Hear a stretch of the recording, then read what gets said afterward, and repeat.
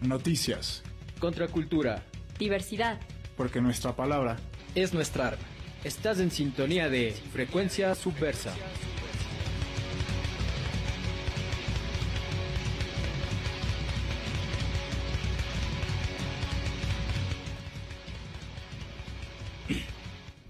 Hola, hola, ¿qué tal con todos y todas? Muy buenas tardes, bienvenidos y bienvenidas a una emisión más de Frecuencia Subversa, porque nuestra palabra es nuestra arma. Estamos aquí transmitiendo por los 100.9 de Cultura FM en este lunes 14 de agosto del 2023. Estamos aquí listos y preparados para hablar sobre varios temas que han venido pasando en el país, hablar sobre la coyuntura que se presenta en un escenario ahí sumamente complejo, que va a estar atravesado por las elecciones que se va a dar este domingo, estas tediosas elecciones que se van a dar el domingo. Y bueno, estamos esperando a nuestra invitada. También estamos esperando a nuestra invitada, ya estará en pocos minutos acompañándonos. Y bueno, eso, así que bueno, en este primer bloque para hablar de ello, así que bueno, recuerden, estamos saliendo por los 100.9 de Cultura FM, también estamos en nuestro Facebook Live, en nuestra página de Facebook estamos como Frecuencia Subversa, y también por la retransmisión que se hará el día jueves a las 17 horas de Ecuador, 19 horas de Argentina, en Radio La Conquista del Pan. En Argentina también hay noticias no tan agradables, si es que hay tiempo vamos a conversar también sobre aquello, y bueno, eso, y le doy el paso a Mateo. ¿Qué más, Mateo? Creo que este tema de noticias agradables y elecciones ya en ninguna parte desagradable. O sea, bueno, noticias desagradables y elecciones creo que van muy de la mano en varios lugares de Latinoamérica, y este fin de semana alrededor de la época electoral en Ecuador y en Argentina han pasado cosas bastante complejas, ¿no?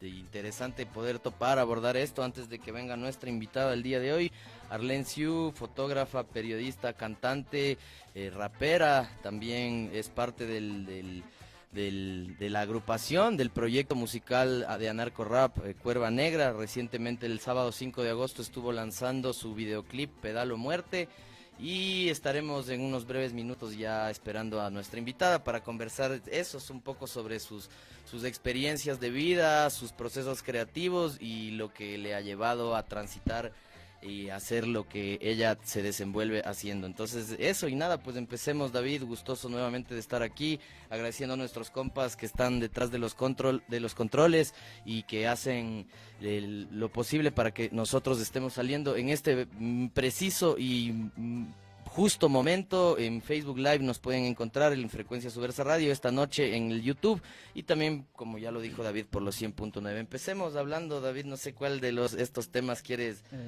topar, tal vez de Fernando Villavicencio. Sí, eso también me olvidé de mencionar al principio, un hecho ahí un poco muy particular, demasiado inusual. Bueno, no es la primera vez que se da la muerte, el asesinato de un candidato. En el 89, el candidato por el Frente Liberal Alfarista Radical, me parece, Abdón Calderón. Sí, es verdad, fue asesinado. Fue asesinado, pero bueno, ahora en este escenario donde estamos atravesados por el crimen organizado, las bandas delincuenciales, las masacres en las cárceles, el aumento de sicariatos, como que agudiza más esta crisis, ¿no es cierto? Entonces, esto se dio el día miércoles, si mal no me equivoco, sí. El día miércoles, de eso de las 9 de agosto. 6 de la tarde, reventaron las redes sociales, los noticieros, por esta noticia, en una muerte, en un suceso ahí algo extraño, ¿no? Hasta ahora sigue habiendo reacciones de diferentes actores, sobre incluso el papel que tuvo la policía, ¿no?, al darle protección al candidato. Y bueno, al darle o al no darle, al no darle, porque no darle suficiente. No sé a ti qué te parece, tú debiste ver el video, ¿no? A mí realmente sí me pareció un poco extraño, ¿no?, la manera en cómo se da el asesinato. Sí, es verdad. De hecho, creo que ya se venía hablando, el mismo candidato presidenciable ya venía diciendo muchas cosas alrededor de eso, y creo que dentro de todo esto es algo que se podía prever en cierto punto. Creo que ese mismo día o un día anterior se difundieron imágenes de la misma caravana de seguridad que tenía el presidenciable, el candidato en Guayaquil, por ejemplo, días antes, que sí estaba con armas pesadas, que sí tenía como unos elementos mucho más fuertes a su alrededor, ¿no? Y de repente como que aparecen estas imágenes que generan dudas, que generan muchísima incertidumbre dentro de todo, y que creo que más allá de cualquier cosa, antes de como poder emitir un criterio preciso alrededor de Fernando Villavicencio, es básicamente lo que significa eso, es esa violencia que mucha gente decía cuando comenzó a surgir todos estos asesinatos, cuando comenzó a surgir toda esa violencia en las cárceles, decía, no, que se queden ahí, que se maten entre ellos, y de repente esta es como la muestra de que esa violencia alcanzó a los presos, a las presas, luego a la sociedad civil, a los comerciantes, a las personas que tienen negocios o que de una u otra manera se desarrollan en una actividad económica, y ahora está topando a esos personajes que tradicionalmente, usualmente siempre están protegidos, recontra protegidos. Entonces creo que por ahí hay también un interrogante, ¿no? ¿Qué necesidad hubo detrás de todo esto? Bueno, yo me pregunto, como para que esa protección de repente tenga una falencia, ¿será un interés político? ¿Será, bueno, político? Creo y hace que 3 es muy semanas claro, ¿no? también fue este asesinato al alcalde de Manta también, Agustín Intriago, y ahora digamos que Manta no es una ciudad tan importante, con tanta relevancia como lo es Quito también, ¿no es cierto?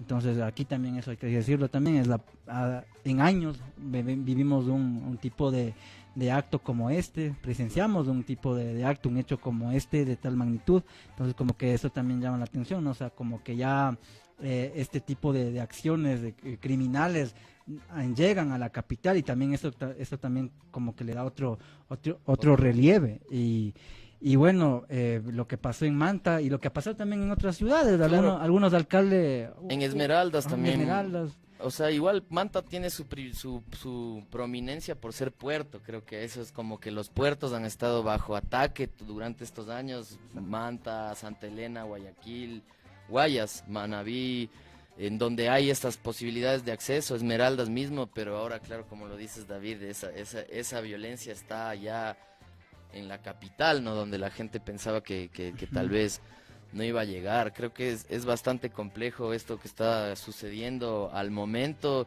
y que nos muestra de una u otra manera que al minuto, de un día para el otro, los escenarios pueden cambiar perpendicularmente, ¿no? Eso es bastante interesante. Nos sumamos a decir que no nos alegramos para nada por la muerte de ningún ser humano ni de ningún ser vivo. Deberíamos ir expandiendo ese horizonte también de una empatía que vaya más allá de eso, que se pueda hacer críticas, que se pueda ejercer una comunicación donde todos y todas podamos participar sin que estas figuras se vuelvan más prominentes, porque bueno, digo, claro, ahora asesinan a un candidato a una presidencia, pero tal vez esa misma mañana o muy probablemente ese mismo día asesinaron a un padre de familia o una madre de familia, tal vez con balas perdidas o lo que sea, y que hace que una vida sea más importante. Ese mismo día recuerdo que en horas de la mañana habían secuestrado a la decana de medicina de la Universidad de Guayaquil también, ¿no? Entonces como que ya de alguna manera se están normalizando todos estos hechos. Igual 2 días después secuestraron a la hija del exalcalde Jorge Yunda también, que después le soltaron, medio raro también estuvo. Como un panorama cerca, bastante agitado. Pero bueno, es el panorama, ¿no? Que a puertas también de un debate presidencial y de unas elecciones súper particulares en donde se siguen presentando estos hechos también muy, muy particulares. Creo que igual es sensible, sin lugar a dudas, por el tema de la gente, familiares, allegados, eso siempre está detrás de eso. Sabemos igual que las hijas de Fernando Villavicencio no estaban también en esta última etapa tal vez de su lado ideológico, pero igual es triste, es emotivo, es sensible que suceda algo de eso, pero del otro lado también era necesario transformar en mártir a las personas en estos contextos. ¿Qué crees tú que pase, David? ¿Crees que tenga buenos resultados en las elecciones de esta candidatura luctuosa o algo así? No sé la verdad ahorita. Yo pensaría que tal vez los asambleístas y estos asambleístas que... Sinceramente, cuando sucedió, ¿cuándo fue la muerte cruzada? En mayo, Por algo ahí. así, ¿no? Yo como que traté de desmarcarme de todo esto que iba a pasar, porque como dije en algún programa, para mí son ya de por sí, ya es tedioso, son tediosas las elecciones. Yo no soy alguien que me muestro efusivo cuando llega ese día de que en este caso son domingos, ¿no? Que tienes que levantarte, irte al recinto, como le llaman, y ir a rayar algunas papeletas. Y ya, yo no, a mí sí me da tedio ir, y ahora aún más, ¿no? Y hacía como que a mí no me importase las elecciones, como que tratar de hacerle menos, pero digamos que al final, de alguna manera, y lamentablemente, las elecciones sí determinan el futuro y las condiciones que vas a tener después, así que... Y las políticas con sociales. las políticas. públicas, ¿no? También. Y obviamente con lo que se dio tras este asesinato del candidato, bueno, no sé si decirlo, ex candidato Villavicencio, como que el panorama se pone muy, pero muy complejo, ¿no? La verdad, yo no, es la primera vez, nunca pensé encontrarnos en este escenario así, tan pantanoso, tan complejo, tan complicado de analizar, porque, o sea, tú me planteas eso de qué es lo que va a pasar, y no sé, muchos dicen, conversando así con mucha gente, algunos aseguran que el candidato Topic la va a tener un poco más favorable, otros dicen que tal vez el candidato Sonnenholzner, pero lo único certero a partir de estas conversaciones es que va a haber un fortalecimiento brutal mayor a las fuerzas las fuerzas del orden, como son Y eso lo dijeron todos los candidatos. con la policía y las fuerzas armadas, claro, y eso lo dijeron ayer la mayoría. Nadie se desmarcó de eso, nadie te habló de una verdadera rehabilitación social, por ejemplo, en las cárceles. Nadie te habló de una alternativa a ese modelo de, no sé, o sea, un modelo donde la persona criminal entra, pero termina saliendo peor de lo que era. Claro. Entonces, no sé, Escuela y de ahora delito. como estamos con esta novelería, perdón el término, pero estamos con esta novelería de lo que pasa en El Salvador, sin saber que en El Salvador es otro contexto, Otra realidad. son otras realidades. Ahora todos están afanosos también por lo que pasa con el gobierno de Bukele, que incluso, no sé si tú has escuchado al que está para candidato a vicepresidente Arauz, o a la asambleísta por UNES, que era Paola Cabezas, que ambos se mostraron como que como personas que apoyan estas medidas de Bukele, por ejemplo, ¿no? Entonces estamos con esa novelería de seguir lo de Bukele, de fortalecer esas políticas que más que perseguir o darle guerra a la delincuencia, más bien criminalizan, ¿no? Criminalizan, o sea, allá en El Salvador dicen que porque tienes un tatuaje te vas preso, básicamente.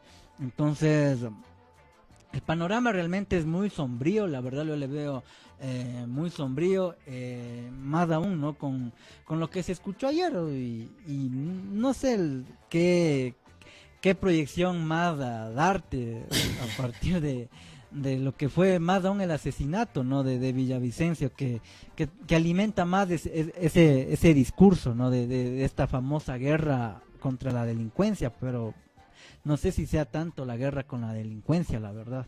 Creo que este suceso, y bueno, ya para pasar a hablar un poco más del debate, antes de que esperemos que llegue nuestra invitada de esta tarde, también hay como una intencionalidad de sacudir la planta, la maceta, no sé, para ver qué cae, no sé, claro, la intención de quién o de qué grupo, pero como que esta agitación, este desplazamiento de situaciones, de circunstancias, bueno, en el caso del partido, de la candidatura en sí mismo, como que algo va a traer, y tal vez vaya por ahí lo que tú dices, David, realmente que gira alrededor del tema de seguridad, que eso básicamente es lo que les preocupó, y con esto trascendamos también a hablar del debate.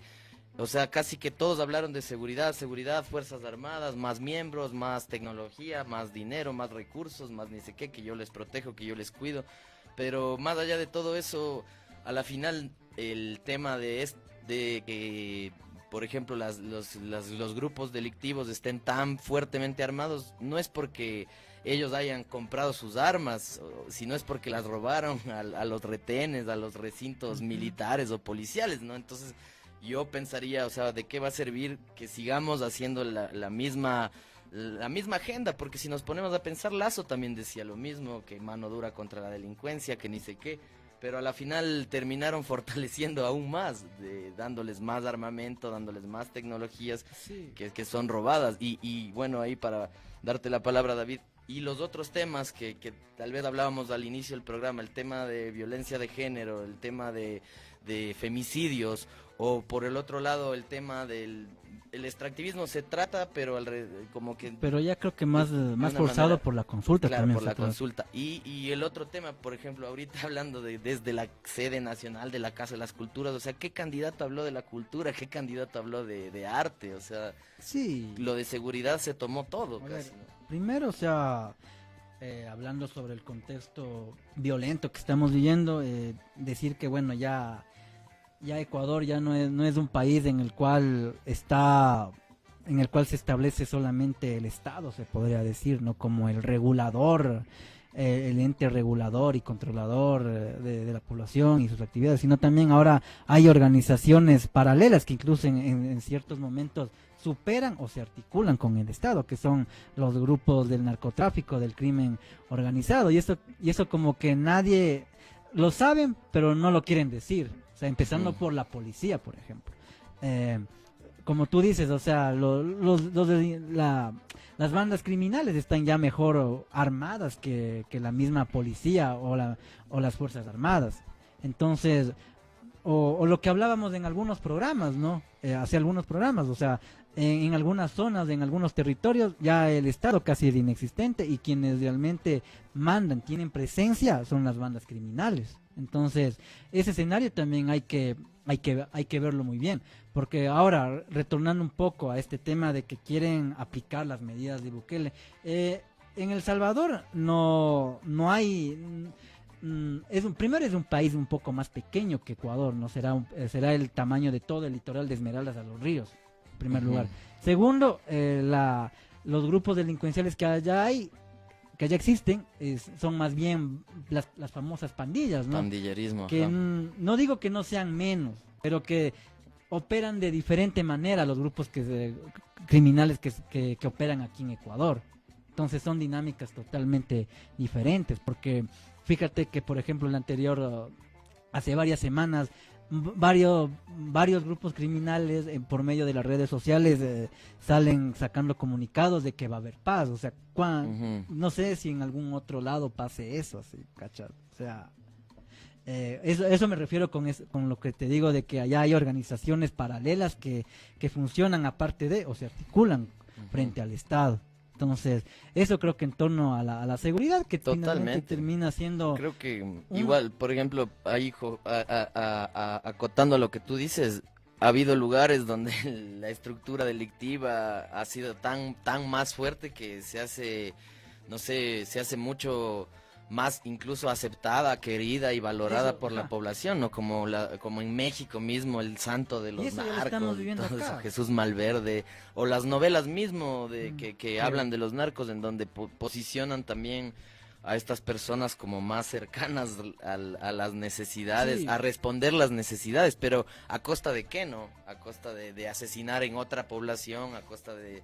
yo qué sé, ¿no? O que incluso varias de las bandas, aunque parezca paradójico e incoherente, varias de estas bandas, organizaciones criminales, obligan o hacen que varios de sus miembros integrantes acudan a programas de rehabilitación, de desintoxicación de drogas. O sea, claro.